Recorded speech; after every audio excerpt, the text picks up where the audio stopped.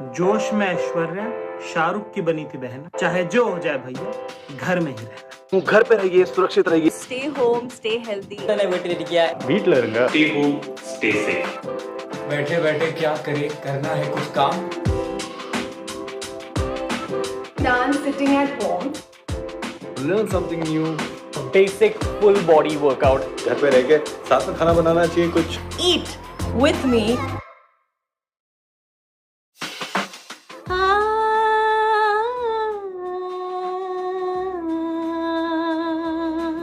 I am potting some plants these days. Do makeup with me. All you have to do is stay at home and help us stop the spread of COVID-19. तो YouTube पे और बहुत सारे और content के लिए visit कीजिए youtube.com/stayhome. ओहो, कहाँ जा रहे हो? Good morning, everyone. My name is Biswajit, and I am a program manager at Google Developer Relations Team, India. For all those of you who have joined today, a very warm welcome from Google Developers Team. Thank you for joining in. Please, I hope you and your families are staying healthy and staying safe. Please check out #StayHome on YouTube to find activities that you can do at home. We take this opportunity to say thank you to all the people who are at the front lines of COVID response, be it doctors, nurses, healthcare professionals, administrators, police force, bankers, and other essential providers. Staying at home is a luxury for us, but it's not a luxury for many others. Speaking of working from home, this is my 10th work from home week, and I must agree with you. This is not life as usual. This is not work as usual. You are trying your best to cope up with the new environment, figure out how to balance needs at home, and work as a developer. For those of you who are students, we understand the anxieties that you are going through. Exams are deferred, learning is interrupted, and so on. But this gives us a unique opportunity for us to learn something new, learn skills which would be helpful for us in the future, which can help us in our future opportunities. And that's what basically was our reason to start something called 30 Days of Kotlin. With 30 Days of Kotlin, we want you to learn Kotlin, an amazing language to build mobile apps, specifically on Android. Over the next 20 odd days or 3 weeks, we will continue to remind you to finish code labs, basically move on to work on projects. Remember, all the people who finish projects and submitted successfully will get certificate of participation. That brings me to today. Under the 30 days of Kotlin, we are also starting with a series of webinars where we will bring Googlers and experts on Kotlin. Today's session is called Kotlin 101, and two people will join me on stage very soon, Kat and Lalit. Kat, say hi. And Lalit, please wave to the people. Hi everyone. Kat and Lalit. Kat is a developer advocate on Android from Google, and Lalit is a training program manager, and both have extensive experience on Android and Kotlin. They will take you through the sessions. At the back, I have Nikita, who will try to answer your questions on the site, 30 Days of Kotlin site. I will not spend more time, but please tune into the session, and over to you, Kat, for the rest of the session. Thank you. Thank you, Biswajit. Hello, everyone. My name is Kat, and thank you so much again for joining us today on your Saturday morning. I think that just shows how willing you are to invest in yourself as a developer, and you know that this language is, there's so many resources out there, and we're trying to bring them to you so that you know about what's available and make time for whatever you can. If it's just watching a video or sitting down to do a code lab, do what you can. And if you do that consistently over time, you'll start to see your knowledge compound, and you'll be able to look back and be like, wow, I learned so much this month. So definitely take advantage of this opportunity to learn. And we want to know a little more about you. So there is a chat that's open down below. So go ahead and say hi, tell us your name and where you're from. We'd love to hear from you. All right, let's get into it. Oh, so we're going to be doing something to make it a little more interactive. We're using Slido. So if you can open up your browser or on your phone, go to slido.com and enter in the meeting or the event code 28076. You'll be able to answer the question that we have for you, and it's going to aggregate all of our results so we can see them on the screen. So it's just a fun way for us to get to know you a little better. So once you have the app open, the first question is, how much background experience do you have in Kotlin? Do you have no experience, which is totally fine? Do you have a little bit of experience, or do you have quite a lot of experience? Whatever range and level you are at, that is totally fine. We have resources available for you no matter where you are in your learning journey. So let's go to the poll results and see what we have. All right. So we have a bunch of different answers here. Most of you have no experience. Some have a little bit, mostly beginners. A really interesting mix here. So, and some people have experience in other languages like JavaScript. Or some people are just starting with this month. So that's really exciting. So thank you so much again for being a part of it and being willing to just dive in. We hope that this session is useful for you. So let's go back to the slides. All right. So this is going to be our agenda for the webinar today. We're going to be covering a bunch of different topics, talking about what is Kotlin, the benefits of Kotlin, why you should learn it. We're going to be talking about, some coding examples as well, so you can see what it looks like. And Lalit will be helping me as well explain some of these concepts. We'll talk about how Kotlin can be used to build for multiple platforms, and then also talking about coroutines, which is something you might have heard about. And we'll wrap it all up at the end with great resources that you can continue to learn from. So with that, let's get started. So what is Kotlin? So Kotlin is a modern programming language, and it has been inspired off of the languages that came before it: Java, C#, Python. The creators of the language really tried to take the best of those languages and really put it into a single language that makes it really easy for developers to use and helps them be really productive. So it is a general purpose language. It supports functional programming as well as object-oriented programming paradigms. It's also statically typed. So the type of the data is determined at compile time. So that helps catch a lot of errors in your code ahead of time. But it also has a powerful type inference system. So when you're defining like your variables and things like that, if it can infer what the type of data it is, like for example, it's going to be an integer, then you don't have to explicitly say that it's going to be an int. And so by being smart about it and knowing what type that you want to use, it actually cuts down the amount of code that you need to write, making it faster for you to develop. And Kotlin is also open source. It was created first by JetBrains, and there's a whole community of contributors contributing to it. And also, JetBrains and Google have formed the Kotlin Foundation as a partnership to really promote, protect, and advance the Kotlin programming language. So there's a lot of investment in this language to move it forward. All right, so let's talk about a little bit of the history. So this project, the Kotlin project, started in 2010, and then Kotlin 1.0 was actually released in 2016.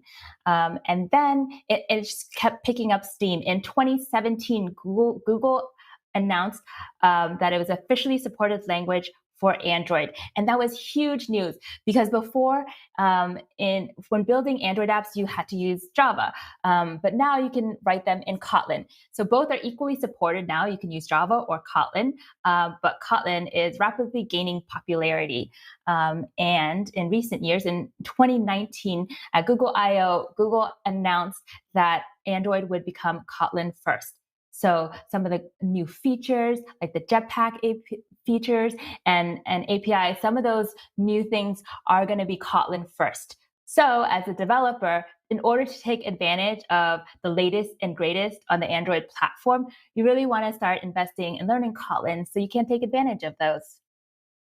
And I also wanted to add that Kotlin as a language has also been improving over time. So as recently as March of this year, Kotlin 1.4 preview has been announced. So they're just adding features to improve the language on a continuous basis.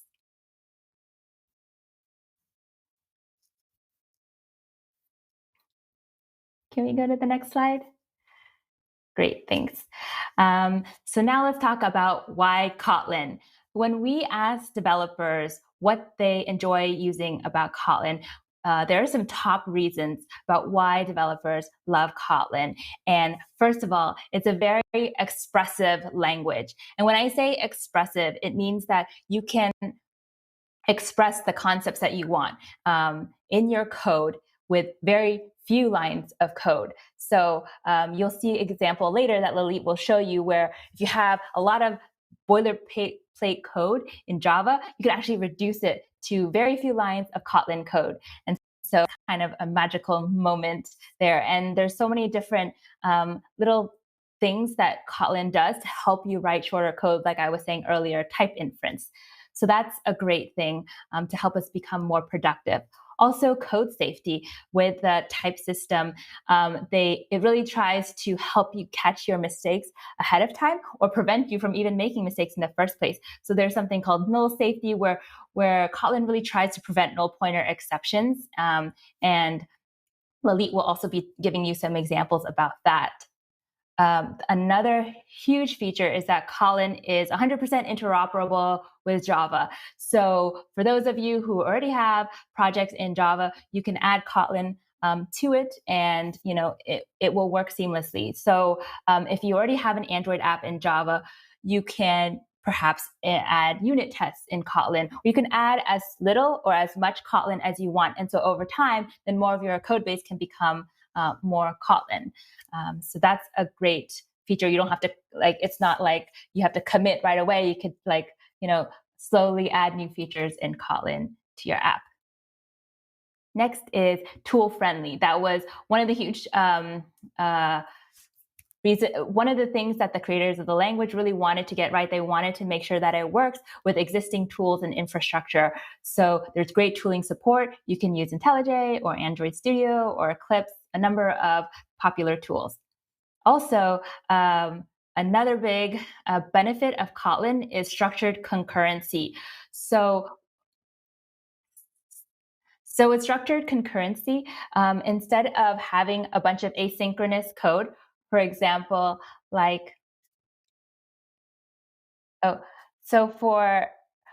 an Android app, typically you will have a lot of background operations like network calls or database operations. And when you do those, your code can get kind of complicated. There's a bunch of callbacks. It could be hard to debug. And so with coroutines and what's offered in Kotlin, you can actually make your code more sequential so it's easier to read. Oh, and I forgot the most important part. With all these benefits, Kotlin has actually grown to be the number 4 most loved language among developers based on the Stack Overflow developer survey in 2019. So it is a language that a lot of developers are very excited about.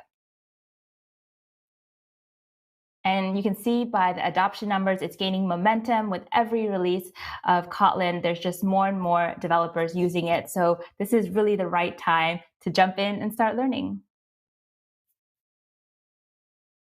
All right. So we're going to dive right into some examples of what the code looks like.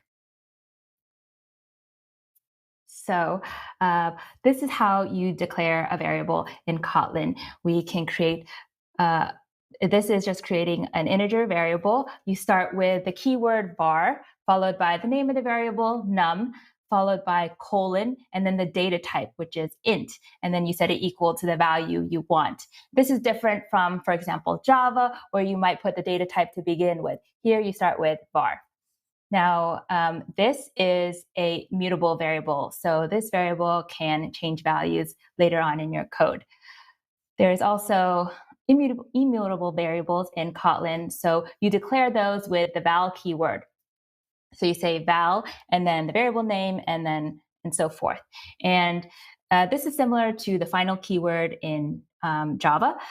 So once you assign a value to this variable, you cannot change it later on. Otherwise, the compiler will throw an exception. And this is really for your own benefit. So where possible, try to use immutable variables. So try to use val over var. So if you're only going to use a variable once, or it's like a local, you're declaring the variable in like a local function or something like that, use val, and that will just make sure that it's intended to stay at that value and won't change. Oh, another thing I want to point out is in the second variable declaration, it is a string, but with type inference in Kotlin, it guesses that it is a string, so you don't need to specify colon string. So less typing. All right, and here's I just listed some of the basic data types in Kotlin. You can look them up on the Kotlin documentation site for the other ones, but just the common ones that you might already be familiar with, like float, long, short, different things like that, char, string, Boolean, things like that. And also notice that int is capitalized, same with double. If you're familiar with Java, you have like the primitive data types like lowercase int and stuff like that. And here, there is no lowercase int. You use capital I for int. And the way that Kotlin does it is it appears like an object, these basic data types, but actually in the underlying representation, they use a primitive to store the data. So what is a bonus though, because it acts like an object, you can call methods on the data. So for an integer, you could just call .toString. You don't have to like cast it or anything or put it in an object. And so it's really handy. And you just find all sorts of use cases for it, and you just like start to take it for granted. All right, and these are some of the operators that are in Kotlin, the familiar ones if you have already done other programming language, the mathematical operators, assignment, comparison, things like that. And this is what a simple program looks like. We have a main function. Every Kotlin program requires a main function as the entry point of execution. And so here our main function just prints hello world to the output. And in other, for example, Java, you might know the main function has like input string args, and that in this case, in Kotlin, those args are actually optional, so you can remove those, and you have an even simpler program.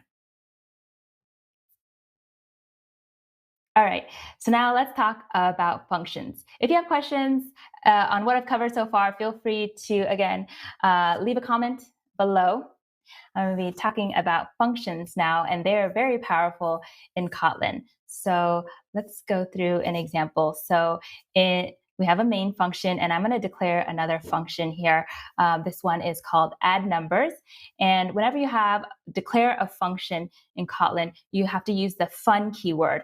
So use fun and then the name of the function. And then in parentheses, you can put the input parameters. And you want to specify the name of the input parameter as well as the data type of the parameter. So remember the name first and then the colon and then the data type. And then if there's a return type, you should do colon and then the return type. And then you'll have the curly braces and then put the function body in there. In this case, the function just adds the 2 input parameters and returns that value. So we have the return keyword to return a value. If there is no return value, then you would just omit the return type. You don't need to say void, which you would do in Java.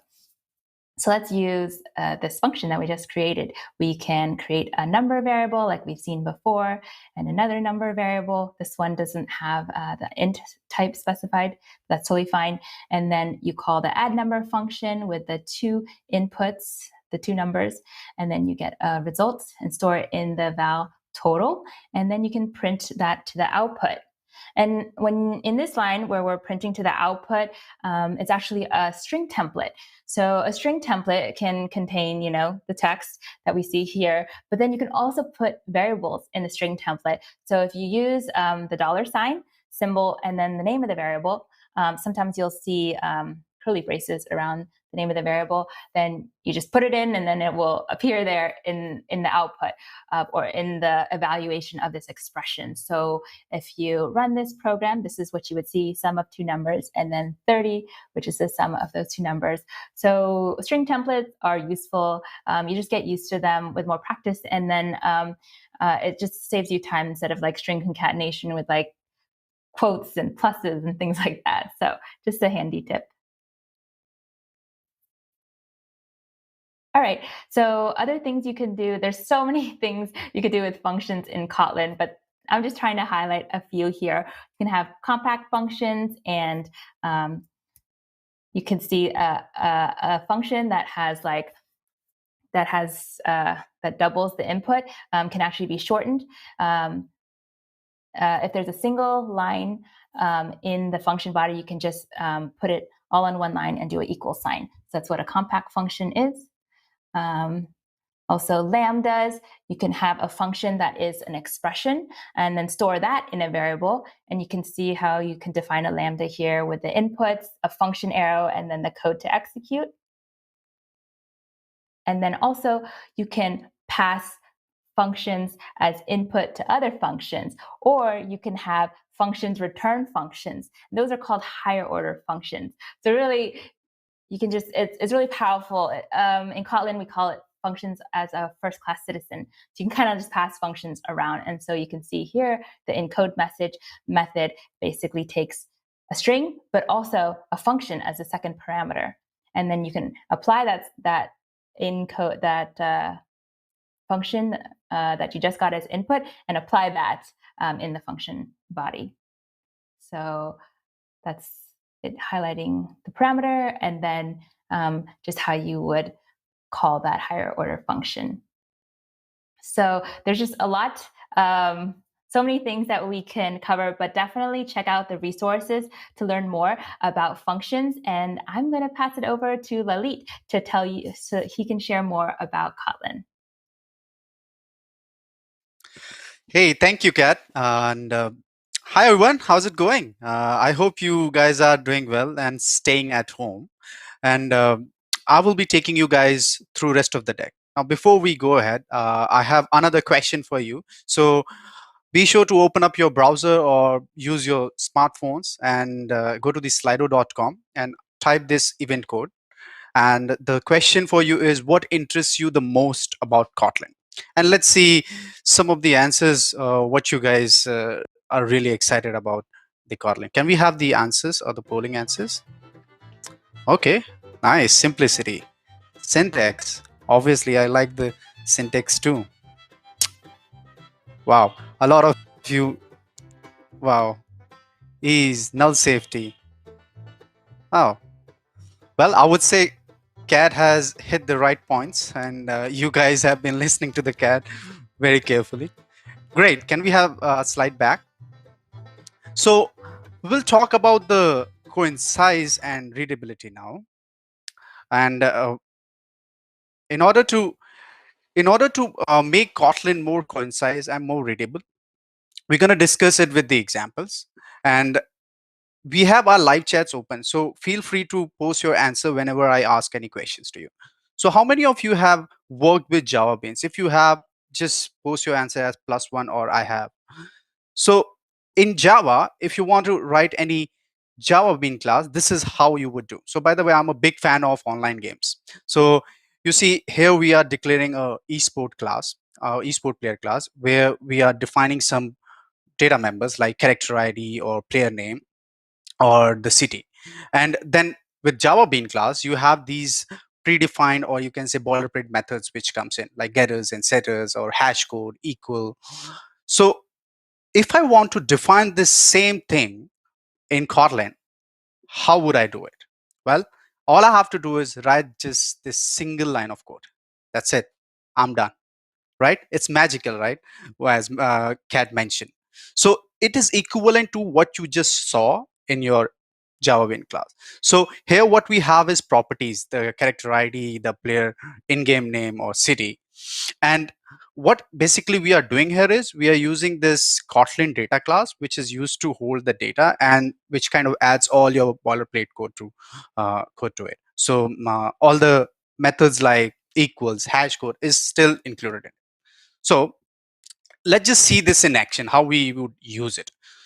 So to use it, we have a main function with us. And if I want to use this particular class, we will create an object. So I create a player1 object and I pass the argument to the constructor, my character ID 2345, and then the Lalit name and the city Delhi.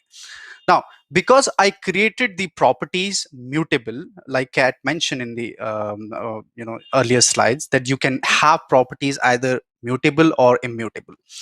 Because I have created mutable, I will have both equivalent setters and getters. So basically in Kotlin, we don't really call them setters and getters. It's more of accessing properties or setting properties.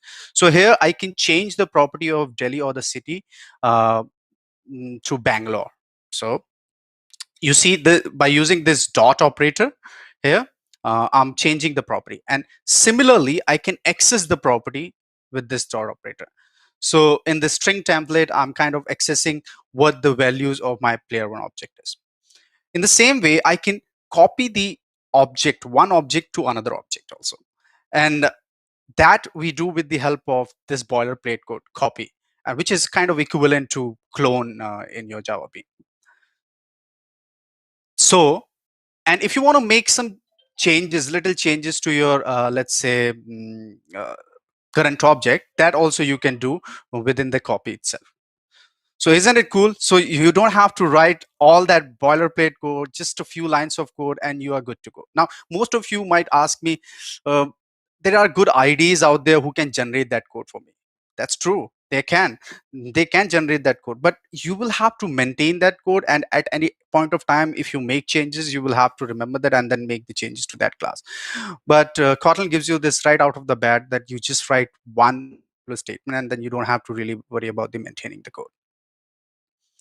Okay, with that, and just to give you the how exactly the output would look like, first player name Lalit Singh and the Bangalore is the city, second player name Mortal and the Pune. So you guys can guess which game I'm talking about. So if you have guessed it right, just go ahead in the chat and post your answers. Okay, let's talk about a little bit about the code safety, how Kotlin is more safer. So the very first code safety feature I want to talk about is this billion-dollar mistake, which at my childhood or my early stages of learning language, I did a lot. This null pointer exception, right? So with Kotlin, you don't have to worry about it as in this way, that you cannot really set any variable to null until unless you make it a nullable type. So here we have an example. Let's say we have a player name and we want to set it to null. You cannot do that. Compiler will flag an error. If you really want to set it to null, you have to first make it a nullable type. And the way to do that is by using a question mark operator. And now you can a variable null. And that too, let's say I want, I'm kind of operating or accessing a nullable type. That will also kind of flag an error for me. So you don't have to wait for the runtime, which I think is a pretty cool feature and saves a lot of time. Not just with the nullability, we have features like autocast. So let's say you have you are checking the type, two different types, and here in my example I have any type. So any type is the super type for all the non-nullable types. And if there is a object which is equivalent to esport player, then automatically the Kotlin will autocast it and you can use it in your program also. So these are few features of your code safety. And another thing or another feature we want to definitely highlight here is interoperability. Now, interoperability is a feature where you don't have to worry about whether I have to learn both Java and Kotlin to write my code. No, even if you have, let's say, Java libraries or code written, you can still use it within your Kotlin code. So just to give you or show you this with an example,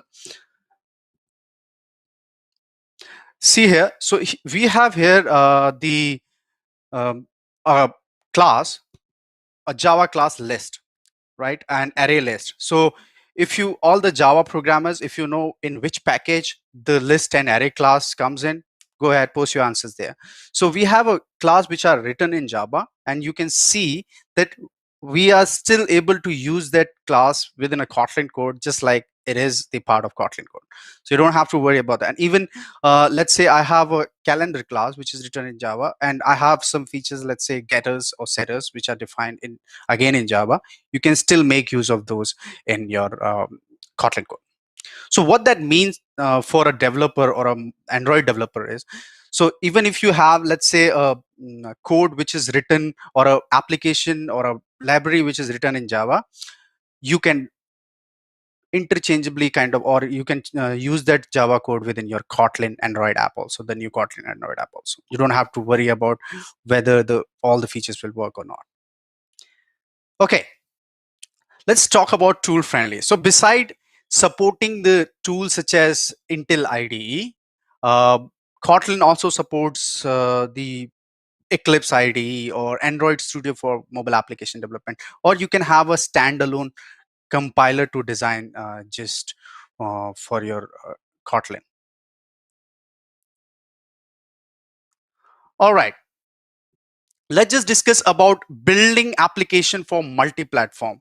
And I see a lot of question in your chat also, can Kotlin work with multiple or cross-platform? So before I kind of discuss this slide, let me share my childhood story with you, or you can say thoughts with you. So when I was in my early years of college, I used to always think this: why one language is not always enough? If I want to create that same app in different platform, why different languages? Well, maybe that's because at that point in time I didn't wanted any workload. But as I moved more into a professional career, I got to know the reasons. But there are still languages who support cross-platform, and you would be to know that Kotlin is one of those languages. It supports the multi-platform. So sorry. Of course, Kotlin supports Android out of the box, and we will discuss more about this in our coming slides.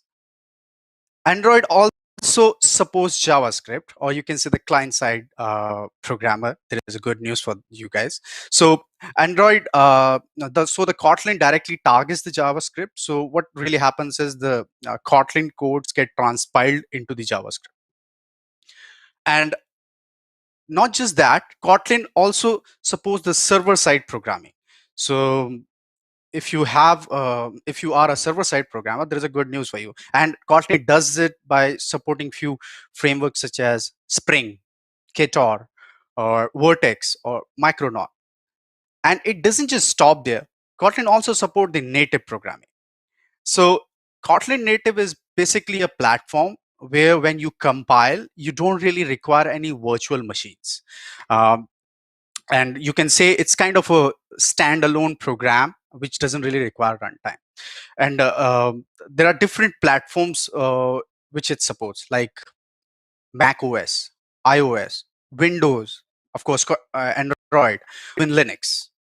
So Kotlin is not just for Android. You can do a whole lot more than the more in Kotlin. And just to give you a peek, Kotlin is kind of supportive to data science also, although it's still in early stages. But yeah, Kotlin does support the data science too. Now let's just talk about why Kotlin is such a great fit for Android. Well, few of the points were already discussed by the cat. Well, first is the expressive nature of the language. What that means is I can have a whole bunch of functionality written with a small amount of code. So features like lambdas, data classes, scope functions, all constitute to the expressive nature of the language, and which really helps with the mobile application development. And if I have to give you guys a real life example, think of an actor, uh, a really good actor who is really good at acting and who is really expressive. So he doesn't need to take a lot of retakes, and he can explain a scene in a very small amount of time. So if you have to ask my favorite expressive actors, it would be Charlie Chaplin or Mr. Bean. So go into your chats and put your or name your favorite expressive actor or actresses. It can be Deepika Padukone too. Moving on, Kotlin is safe, right? So all the feature which we just discussed about Kotlin being safe, null safety or autocast, all that kind of constitute to making the mobile application much more easier and safe. Of course, how can we forget the interoperability? So even if you have a previous app, let's say you already have developed or you already are an Android developer, and you have done this with Java, and you have an app, let's say e-commerce, which was written in Java, and all the libraries are also written in Java. But now you want to evolve that app and you want to try Kotlin. Should I create a new app? No need. You can just use Kotlin within the same app and make use of those existing Java libraries also. Another feature is structured concurrency. I think Kat already discussed a little bit about it, and we will discuss more on this when we reach coroutine. But concurrency, a structured concurrency feature is really helpful for mobile application development, because you are doing more than just one task there. There are multiple tasks which are going on. So structured concurrency provides you or can run the async task or async operation in a definite scope and with a very efficient manner. We'll discuss more about this when we reach to the concurrency part or coroutine parts. Now, you know why Kotlin is better fit for Android, but is that all? Is that is Kotlin is just an another language which is officially supported by Android for mobile application development? No, Kotlin is production ready. Kotlin is go-to kind of language. So what exactly I mean by that is, we have Android Studio, which is the official IDE for developing Android apps. So Android Studio provides this first class support for Kotlin, and it also has these built-in tools which help you you know which help change your Java code to your Kotlin code. Isn't it cool?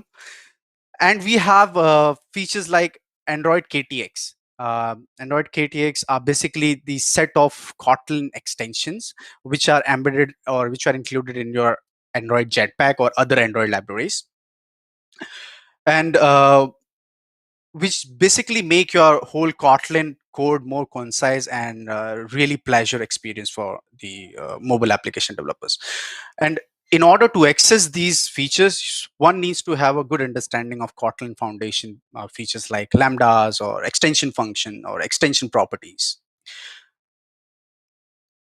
And we have Android SDK is Kotlin friendly also. Just to give you an example, starting from Android 9, or I should say API 28, the Android SDK kind of contains the null annotation, which helps us avoid the null pointer exceptions, right? So I have another question for you guys. So what is the official name of Android 9? If you know, go ahead in the chat and post the name of official name of Android 9. Okay, last but not the least, we have a lot of learning resources for you. So there is a whole bunch of different courses our team is producing. So I work very closely with the content team because of the kind of the job role I am in. So I can tell you that we are producing a lot of Android related documentation which is written in Kotlin. So if you are new to the language and wants to learn Android application development, well, now is the best time to get into this. Well, let's just talk about coroutines also. So this is one of the famous topics which is there in Kotlin. And what exactly coroutines basically are used for is it's a way of handling the multi-threading, or you can say multiple tasks at the same time in Kotlin. So basically, when we talk about mobile applications, so there are a lot of tasks or multiple tasks which a single application can perform.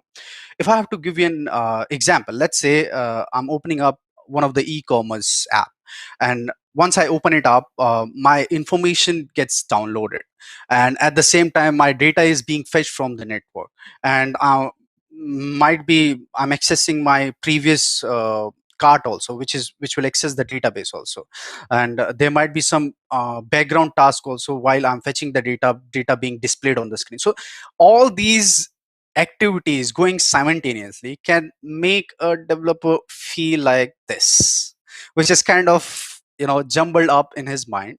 He have all these activities he needs to perform, and he doesn't really know how to go about it. So that's where the Kotlin comes in, and Kotlin kind of makes all these things much more simpler.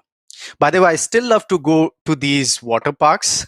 uh, do +1 if you guys do too. Okay, so what exactly coroutines brings in the Kotlin? So the of course the structured concurrency feature, which helps us run the async task operations in a definite scope. So when I say scope, is scope gives us a particular environment where a coroutine can run. So for example, I'm sitting in a room right now. So this is my scope. The room is the scope. If I go to the hall becomes the scope. So similarly, we have different scopes in Android or programming also, and we will see that with an example also. And coroutines are lightweight. So what that means is many coroutines can run on a single thread because of the support of suspension, which is what you can say is different than blocking and doesn't really tie up the thread. Kotlin also supports the callback free, and at the same time it provides the sequential way of coding, instead of doing that multi-level nesting. Kotlin also supports the built-in cancellation support. So all the suspension function by default have this cancellation feature, and coroutines APIs can be easily made thread safe. What that means is it doesn't really block the main thread or UI thread.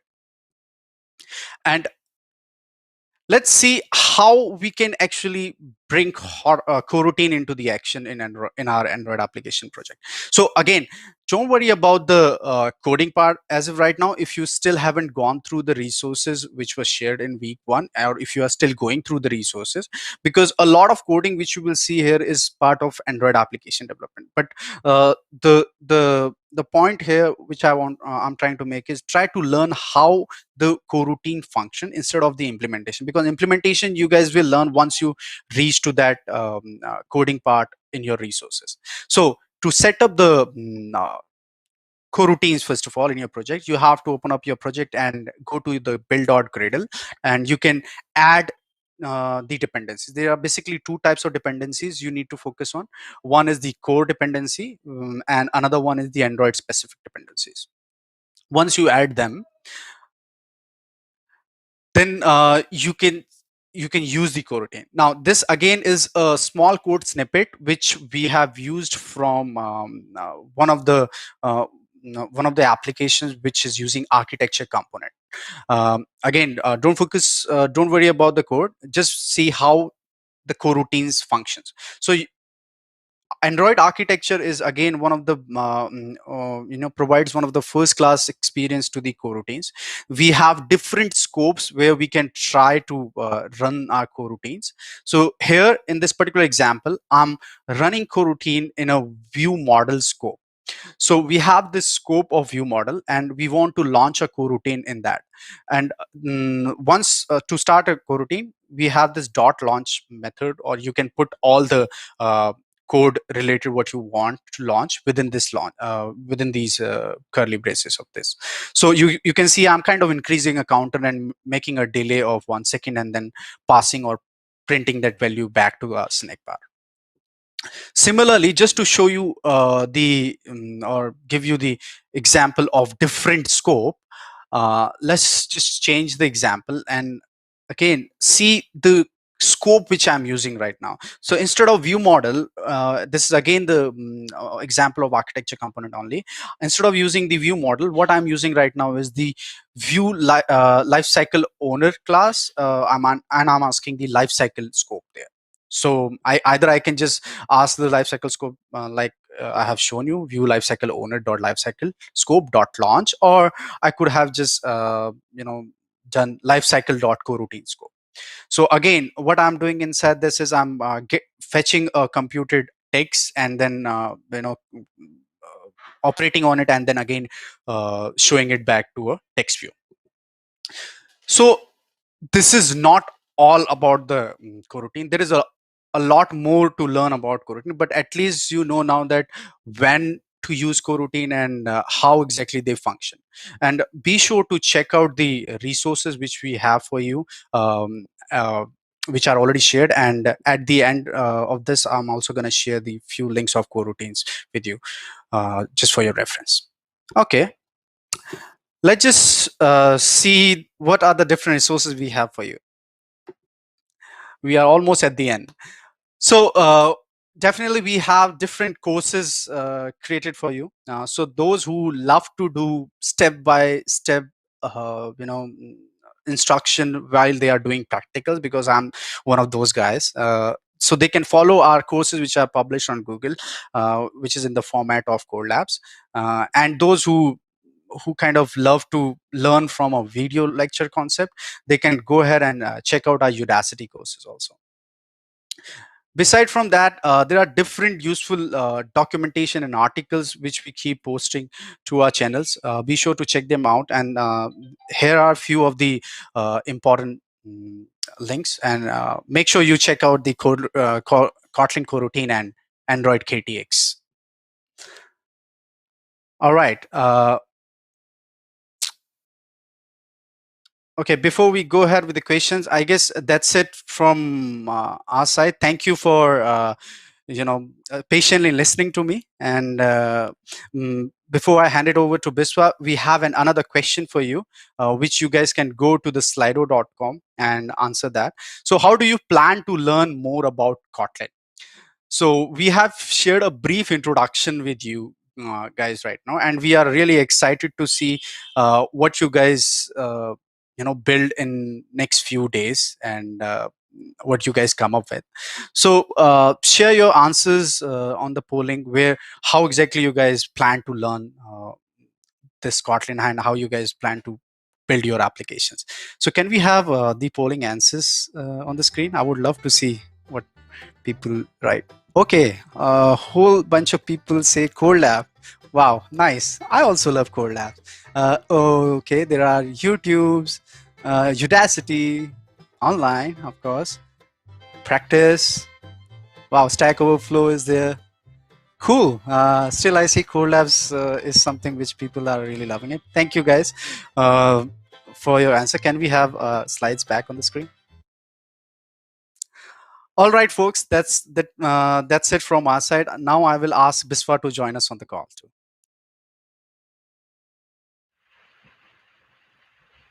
Thank you, Lalit, and thanks, Kat. This was really amazing. I loved the session. I love the energy, and I hope the session content was really helpful.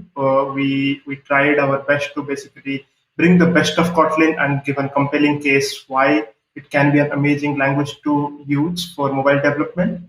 Hope you found it very useful. Thank you again, Kat and Lalit. I saw a lot of questions on the site. I think tons and tons of questions. We tried to answer many of them. Thank you so much, everyone who has answered from our team. Siddhant, Nikita, and Megan, all three of them, and I also chipped in a few times, and also Lalit. So thank you so much for answering them. We have picked up a few questions which we can answer now. So if we can bring up some questions on the screen, please.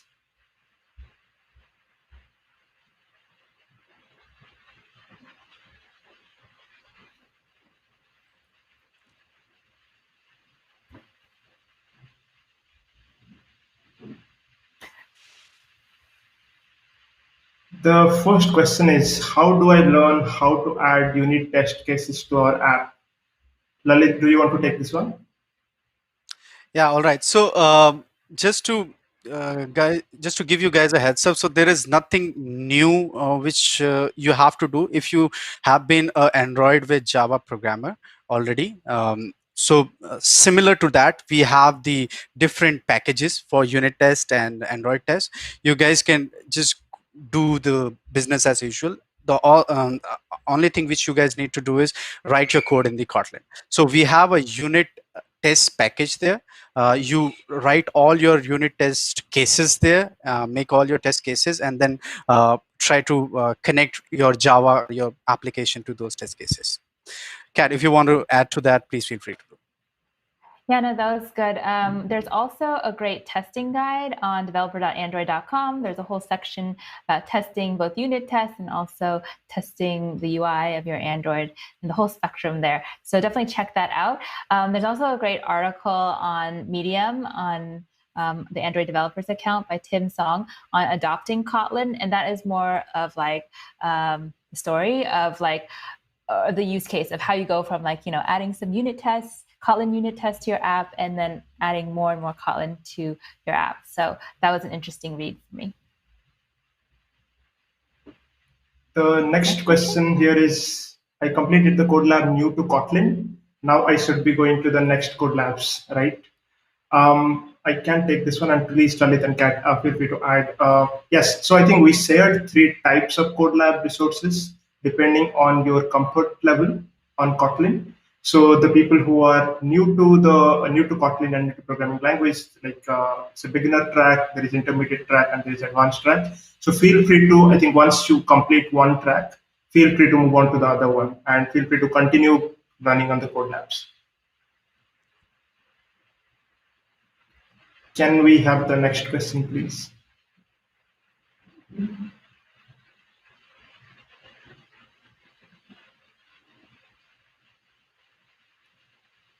What is the difference of developing an app using Java versus Kotlin? Kat, do you want to take this one? Sure. So with Kotlin, there's a bunch of great Kotlin. So that we added a KTX library, which is a bunch of Kotlin extension functions onto existing functionality. So you just gain more functionality and makes it easier to write. And with the new APIs that will be coming out, you'll be able to access them first if you're building with Kotlin. Amazing. Lalit, do you have anything to add on this one? Well, I guess Kat pretty much covers it. So basically, if you are thinking in terms of is there a difference with the end product? No, the end product remains same in your Java also and in your Kotlin also. The only difference which there is the accessing or having these new cool features of Kotlin also, embedded with you while you are doing the coding. You don't have to worry about all those which we discussed, null pointers exception and other things. And you can still write your Android apps in the same manner what you have been doing with Java. It's just the new way of doing it. Nice. Yeah, and with safer code, developers have seen cases where they have less crashes in their apps. Yeah. So it can depend based on app, but yeah. Sounds good. Can we have another question? I am currently a Java programmer, and it is very difficult to shift from Java to Kotlin. I don't think that should be, but Okay. yeah, Lalit. So I don't know why you are facing this issue, but if you are, then be sure to check out our Kotlin bootcamp course. So what exactly that course does is it kind of takes you from the very basic level, and even if you don't really know a great amount of Java, but you still know your oops oriented programming, you do have that experience, you can still follow along. Just go through the code labs or follow along through the code lab. And if you are more of a person who requires a video lectures, just the same course is being published to the Udacity also. So there is a proper video lecture. Our colleagues Alex and Sean are delivering that while as you go through the code labs also. So yeah, I think once you see the video lectures, a proper professor teaching you there or proper person teaching you there, that might help. Yeah, there are different ways to learn. If you're in Android Studio, you can also take an existing Java file and convert it to Kotlin, and you can see like how it affects it. There's I guess there's different approaches to learning, and I think it just depends on where you feel stuck. If you feel, because I think that there's different levels of writing Kotlin. You can kind of write Java code in Kotlin, where you do pretty much the same thing as you would in Java, but just using slightly different syntax. But then as you get more comfortable with Kotlin, you start to write more idiomatic Kotlin, which is like leveraging Kotlin features. And in Android Studio, sometimes it'll prompt you like, hey, you can write this in a more Kotlin friendly way type of thing. And so you'll start to pick up those idioms. And there's also an idioms page on the kotlinlang.org site as well. But yeah, just start small, start with a converter or start with a code lab and go from there. Thank you. Thanks, Kat. Thanks, Lalit.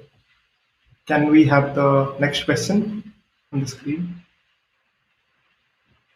May I know, according to you, what is the best way to learn Android using Kotlin? I think Lalit kind of answered this, but again, if you can add more, Lalit. So what is the best way? So that depends. If you are a totally new programmer or new to Android, I would say right away, start getting into the courses. But if you are a previously Android with Java programmer, so I would say start step by step. What just Kat mentioned. Start using the tool first to see how Kotlin converts your Java code to how Kotlin really converts that Java code to Kotlin, that tool, and see where exactly are the changes, how methods is defined with the change, instead of just defining that Java syntax, how method has been concised, how lambdas are being used. Start with step by baby steps, and then once you feel much more comfortable, and we do have separate code labs also to get you started with just a normal Java code and converting into a Kotlin code also. Start from that code lab, and then go to these resources which we have shared step by step, and then gradually move to the bigger courses, if that makes sense. Right away getting into the courses might seems overwhelming, so I would say take baby steps. Yeah, there's also developer guides on developer.android.com if you want to just do like the build your first app tutorial or something like that, or specific topics. And I was also going to say there's great samples too on GitHub for Android. So if you learn by just looking at an example app and then tweaking it to, what happens if I do this or that, then you can learn that way. So there's a range of different options, or videos as well. We have a YouTube channel too. We have a blog. So. Thank you. Thanks, Kat and Lalit. Let's take the last question. What type of project to submit in the project submission phase? I can take this one. There has been a lot of questions about project submission, which feels very good. I think a lot of you have learned using Code Labs and are really interested to build your first app and submit to this campaign. So we will share more details about project submission in next week's email. what kind of project to submit, how to submit, and what are the qualifying criteria we are looking for. So stay tuned for next week's email. Feel free to check email again next week, and I think we'll share more details there. So have patience and stay tuned. I think we are running out of. Sorry, go ahead, Kat. Oh, sorry. I just wanted to say one more thing. I noticed also there was a bunch of questions. If we didn't answer them, you can also ask them on Stack Overflow as well. And if there's specific issues with some of the code labs that I saw, then you can try to file a bug on the code lab as well. I think it links to the GitHub repo where you can report that. So I know we couldn't get to all the questions, but there's also more webinars coming up, right? Yes, absolutely. So we'll be hosting more sessions from next week. So stay tuned, and we are always communicating to you over emails about new resources, new sessions. So please read those emails. Lalit and Kat, any final words before we wrap up? Well, I guess we have pretty much shared the Kotlin 101 and the introduction which we wanted to do. But just a small piece of information also for those who are really thinking of taking this Android application development to the next level. So once you feel go through the resources and feel more confident about it, just to let you guys know that we do have certification also for this. So make sure to once you feel more comfortable and ready for exams, so you can apply for the certifications online. So the certification is called Associate Android Developers, which comes in both the versions, by the way, Java and Kotlin. I would say recommend just go ahead with the Kotlin version. Yeah. Kotlin. Thanks, Alit. Kat, do you want to add? Sure. I also wanted to suggest that as you're learning the language, it might be helpful to find someone to learn it with or someone to review your code, because getting feedback on like, oh, instead of typing it this way, you could have done it this way. Like that's how you pick up more features of the language. So definitely if you can find someone who knows a little more Kotlin than you can learn from them. Absolutely. Thank you so much, Kat and Lalit, for this lovely session. And I also want to thank all the people who have worked hard to make this session happen and successful. So huge kudos to Nikita, Siddhant, and Megan for answering questions at the back. I will take like the last 30 seconds to conclude this. Thank you so much for everyone for joining on a Saturday morning. I hope this session was very useful to you. Please continue working on the code labs, continue learning. Once you are comfortable with one level, move on to the next level and start thinking about the project. We will share the guidelines very soon.